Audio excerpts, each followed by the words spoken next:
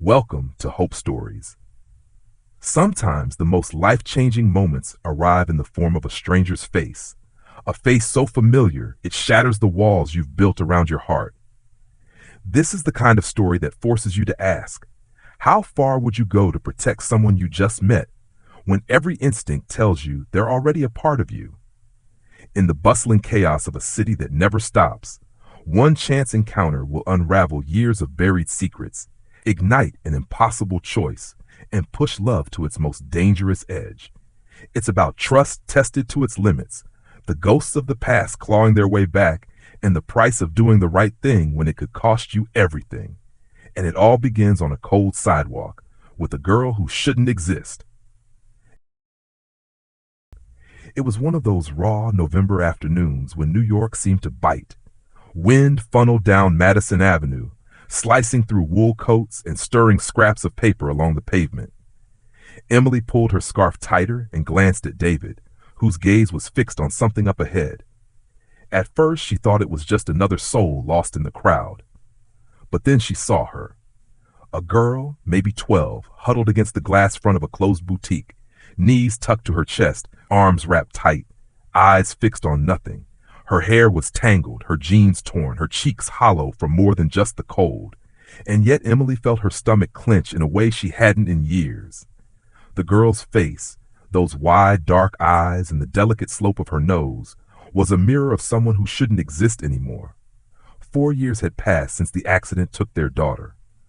4 years of silence in that empty bedroom. 4 years of David shutting down whenever the subject arose. And now here she was, alive in a stranger's face. Emily slowed, but David's hand brushed her arm, subtle yet firm, the way you might restrain someone from touching a ghost. "It's just a kid," he murmured, but there was a tightness in his jaw that betrayed him. Emily didn't listen. She stepped closer, boots crunching against the salt-dusted sidewalk. "Hi, sweetheart," she said softly. The girl flinched, as if bracing for a blow, but didn't look away. Her voice, when it came, was hoarse. "Chloe. Just Chloe. No last name, no family waiting somewhere." Emily asked where she lived, and Chloe shrugged. Her grandmother had died 6 months ago. No one else came for her. She survived by drifting between shelters and park benches, learning which corners were safest, which faces to avoid. As Chloe spoke, Emily felt something uncoil inside her, an ache she thought had calcified beyond revival. They coaxed her into a diner nearby. The warmth and scent of grilled onions and coffee felt almost obscene compared to the biting air outside. Chloe sat stiffly, her small hands wrapped around the steaming mug the waitress set down. She ate in small, careful bites, watching the door between mouthfuls. Emily asked questions in a tone that felt like offering a blanket, not an interrogation. Chloe answered in fragments, never quite enough to satisfy curiosity, but enough to paint the outline of a life steeped in loss. Somewhere between talk of shelters and a father she had never met, David's eyes began to narrow. His fingers tapped against the table, an old tell from the days when he was weighing something he didn't want to say aloud. Then Chloe reached into her backpack, more frayed fabric than bag, and pulled out a cloudy plastic sleeve. Inside was a photograph, its edges soft from handling. She set it on the table, almost carelessly. Emily leaned in. The woman in the photo was smiling, wind in her hair, holding a baby barely old enough to sit. Something about the woman's eyes tugged at her memory. David's hand froze halfway to his coffee. His skin went pale. Emily looked up at him. "You know her," she said, though it was more accusation than question. David's mouth opened, closed. "Christine," he said finally. "She worked for me a long time ago." He didn't add that it had been 12 years, or that it had ended abruptly, or that he had never told Emily why he avoided Christine's name in conversation. The world seemed to tilt under Emily's feet. The pieces were too sharp to fit together neatly, but they were there. Chloe's age, Christine's face, David's silence. "Are you saying," she began, but the look in his eyes was answer enough. Chloe, still chewing, had no idea she had just placed herself at the center of a fault line in their marriage. Emily's chest burned with questions she didn't know if she wanted answered. The girl's resemblance to their late daughter was no coincidence of fate. It was blood, legacy, the past clawing its way into the present. David swallowed hard, then said the words Emily didn't think she'd ever hear. I think she's mine. What would you do if a child you never knew existed suddenly appeared in your life, carrying the face of someone you've lost? Could you open your heart, knowing the truth might shatter everything you thought you knew about your family? Emily's next question to David would either bind them together forever or tear apart what little remained of their marriage, and Chloe's life depended on the answer. Emily's breath caught, but she forced her voice steady. If you're right, she said, then she's been out here alone while we. The accusation trailed off, but it hung in the air like smoke. David leaned back, his shoulders tense. I didn't know, he said, but even to him, it sounded like a hollow defense. He had known Christine, known the kind of trouble she could disappear into. And now the thought that Christine was gone and Chloe had been left to fend for herself twisted something deep inside him. Chloe looked up, sensing the shift in energy, her fork hovering over the plate. Did I do something wrong? She asked, the uncertainty in her voice cutting through both of them. Emily smiled quickly, though her eyes glistened. No, sweetheart. Not a thing. She reached across the table and took Chloe's small, cold hand. David stared at their joined hands and felt the weight of every choice he hadn't made, every question he never asked. Emily's gaze found his, and in it was both fury and something else, an echo of the woman who had once believed in him completely. The silence stretched until Emily broke it. We're not leaving her here. It wasn't a suggestion. David nodded slowly, but his mind was already spiraling. What if Christine had kept Chloe a secret for a reason? What if someone else, someone dangerous, was looking for her? They left the diner together, Chloe walking between them, clutching her backpack like it might vanish. The wind had grown sharper, but Emily draped her coat over the girl's shoulders. On the corner, a man leaned against a lamppost, watching them, his eyes locked on Chloe, then on David. The recognition there was immediate and unsettling. David's pulse kicked up. Do you know him? He asked under his breath. Chloe's steps faltered. That's Rick, she whispered.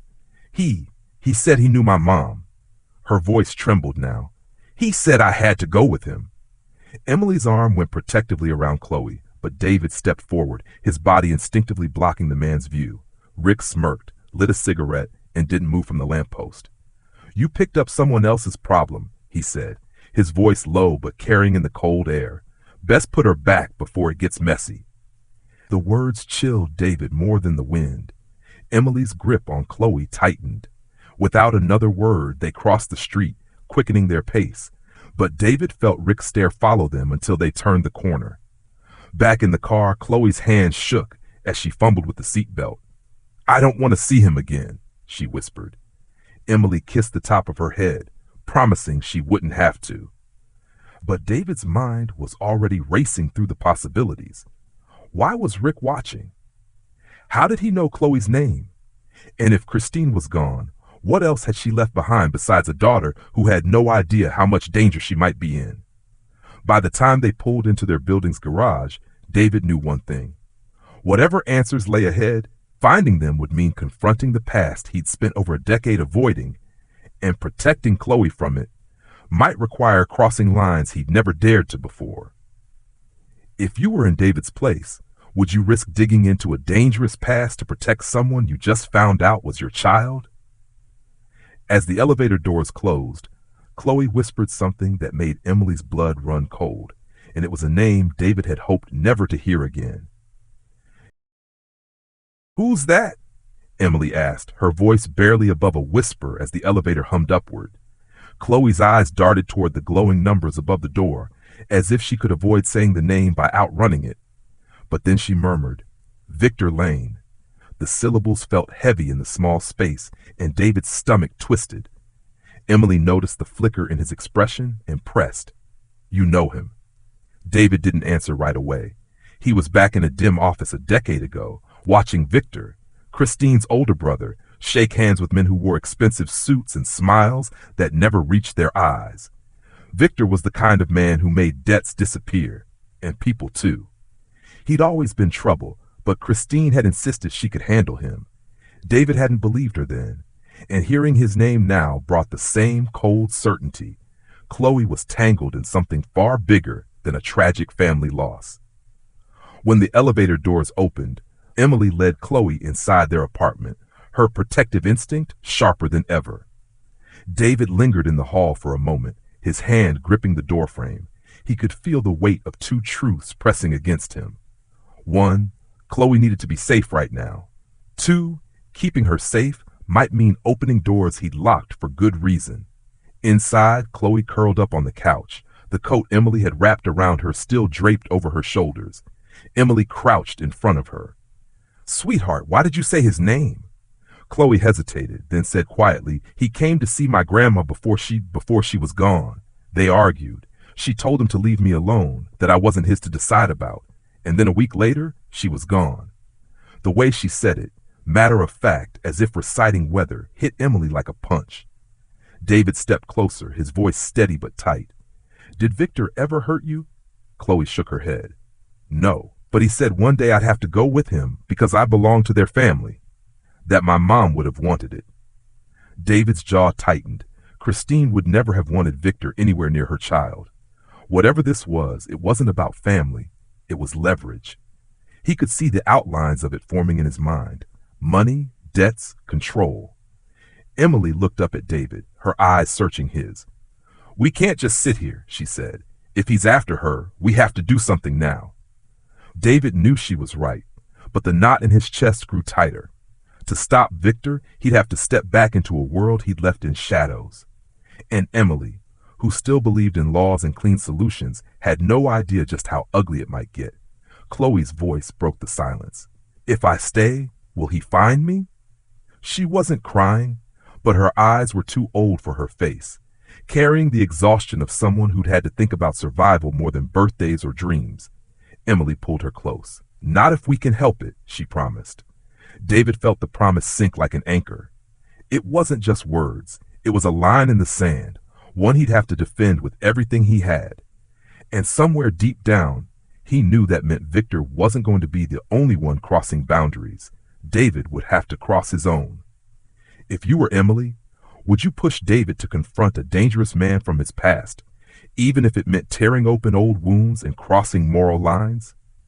That night, long after Chloe had fallen asleep, David picked up the phone, dialed a number he swore he'd never call again, and waited for a voice from the other side of the law to answer.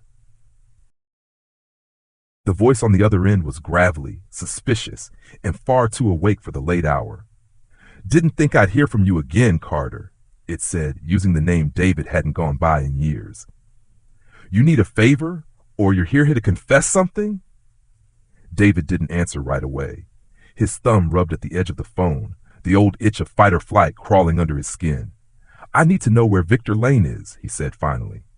A pause, then a low whistle. "That's not a man you just look up. You sure you want to step back into that mess?" David's eyes flicked to the living room, where Emily sat curled on the couch, watching over the sleeping girl on the other side of the room. He lowered his voice. "I don't have a choice." An address came through 15 minutes later, scrawled onto the back of an unopened bill. But the relief was brief.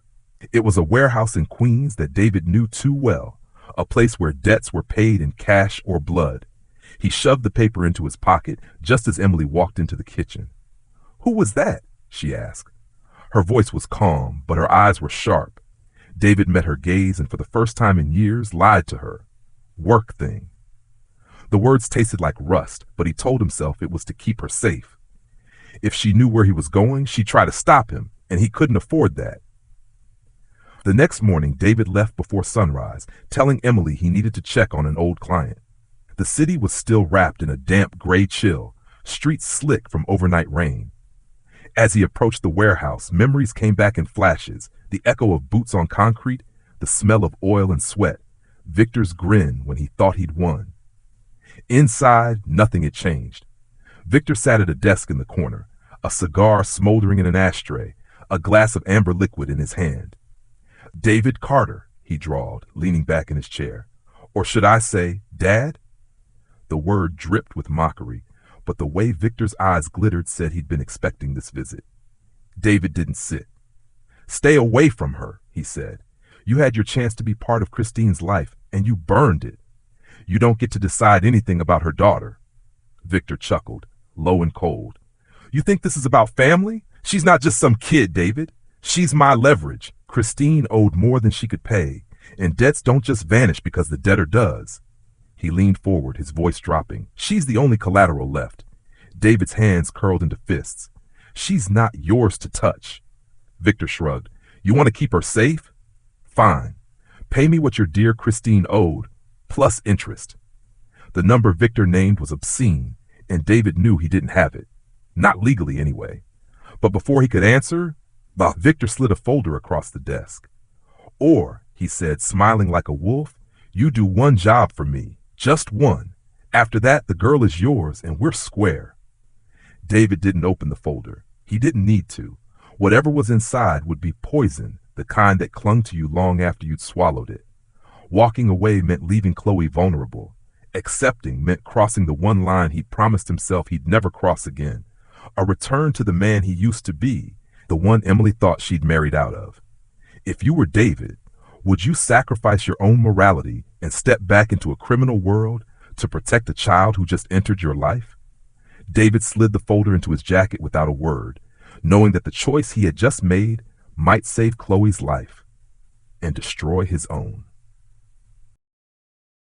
David didn't open the folder until he was alone, parked on a quiet side street where the streetlights hummed and cast thin halos on the wet asphalt. His fingers hesitated before lifting the cover, as though touching it would leave a stain he couldn't wash away. Inside were photographs, grainy surveillance shots, dates, times, a man's face caught in mid-turn. He didn't recognize the man, but the location in the background was unmistakable, the Midtown offices of a high-profile real estate firm. Beneath the photos was a single typed sheet with an address and a time. No explanation, but David didn't need one. The implication was clear. Victor wanted something done to this man, something that wouldn't be written in any legal report. He shut the folder and pressed his palms against the steering wheel, his breath fogging the glass. The air felt heavier now, as if even the night was leaning in to listen to his choice. His mind kept circling back to Emily and Chloe, Emily's trust, Chloe's fragile hope that she might finally belong somewhere safe. He knew that if Emily found out what he was considering, it would break something between them that could never be mended. But if he refused, Victor would come for Chloe, and she would learn the cruel lesson that safety was always temporary. Back at the apartment, the living room was dark except for the faint glow of the kitchen light. Emily was waiting at the table, her hands wrapped around a mug of tea gone cold. "You were gone a long time," she said, her voice neutral, but her eyes searching his face. David kissed her forehead, avoiding the question entirely. "Couldn't sleep," he muttered. "Needed air." Emily studied him for a moment longer, but didn't push. Instead, she nodded toward the couch where Chloe slept, curled beneath a blanket. "She trusts us," Emily said quietly. "Don't give her a reason not to." The words hit him harder than he expected, and he had to look away. The next morning, David tried to act normal. Breakfast, small talk, offering Chloe a ride to the library. But his mind was already rehearsing every step of what Victor was asking.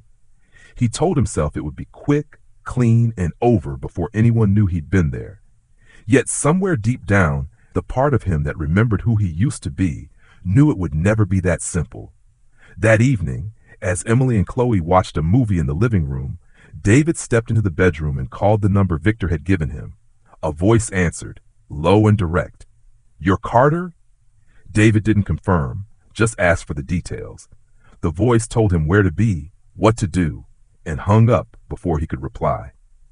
It was only after he set the phone down that he realized Emily was standing in the doorway, her expression unreadable. "What did you just agree to?" she asked. The silence between them felt like a cliff edge, one step away from collapse. David opened his mouth, searching for a way to explain without telling her the truth, but Emily's voice cut through, sharper now.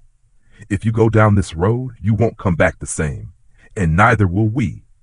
If you were Emily, would you demand the truth and risk destroying the fragile trust holding your family together, or stay silent and hope David's choice wouldn't shatter everything. That night, while Emily sat awake in the dark, David slid the folder under his jacket and left the apartment, knowing the next 24 hours could decide whether Chloe stayed with them or vanished forever. David stood across the street from the Midtown office, the folder's weight pressing against his ribs like a loaded confession. The man from the photographs emerged right on schedule, adjusting his tie against the wind, oblivious to the danger trailing in his shadow. David's pulse thundered in his ears as he stepped off the curb, closing the distance. He could feel the pull of two futures, one where he followed through with Victor's demand and secured Chloe's safety, and another where he turned away, risking everything to keep his hands clean for Emily's sake. In that moment, Chloe's face flashed in his mind. Not the frightened girl on the sidewalk, but the way she had looked at breakfast yesterday, smiling as if she was daring to believe she belonged somewhere. He stopped.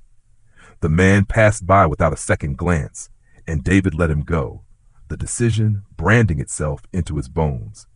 But the choice came with a cost. He knew Victor wouldn't forgive the defiance. He hurried back to the car, pulling out his phone.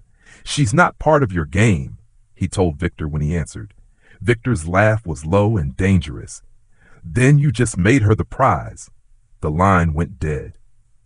By the time David reached the apartment, night had fallen. Emily was pacing in the living room, her eyes searching his face for the truth he had never fully given her. "I didn't do it," he said simply, and for a long moment she didn't answer.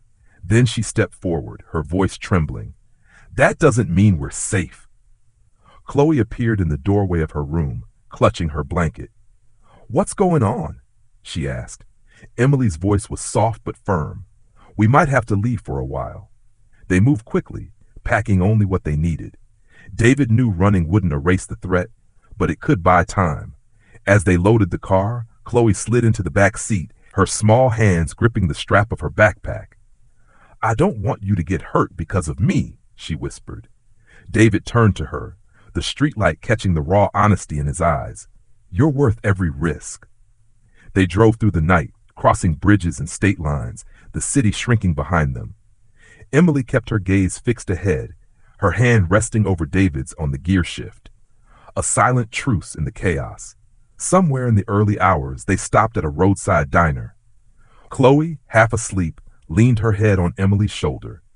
It struck David then that family wasn't built in comfort, but in moments like this, when everything could fall apart and yet you held on tighter.